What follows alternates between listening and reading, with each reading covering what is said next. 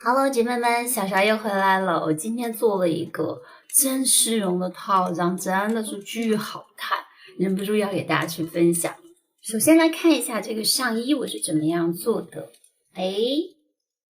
首先它是一个小短款的，只有46厘米，布片很简单，就是个一整片的。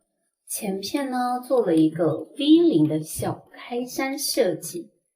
简单的这个一片袖，整个呢我全部是做的包边，然后里面全部用的手缝，包括底边边还有袖边边，整个做的非常的精致。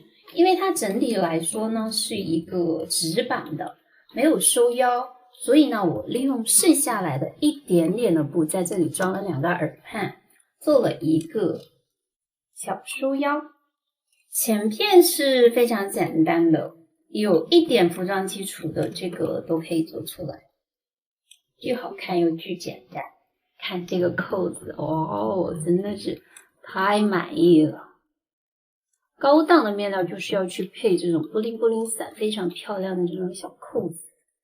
接着我们再来看一下我做了一条什么样的裙子去搭配这个上衣，当然是一个非常有女人味的这样一个小包裙，长的哟，后面开了一个小叉，哇哦，这个也是啊，整个全部都是包边，然后手工给它嵌到边上去的。这样子的话呢，我们在整个的正面这个衣服是没有一点点的明线的。这个腰里面呢是要粘蹭的，然后呢，因为这个面料不够，我就用了这个滑滑的醋酸做里面一个内贴的这样一个贴布。后面是装了这个隐形的整个拉链，两边还是要收绳的。版型是这个最简单的基础款的这个异步裙的版，整个一套是不是好简单？整个这个套装用料1.6米，效果还是贼好看的。喜欢的姐妹们可以去参考一下我这个版，自己学着做一下。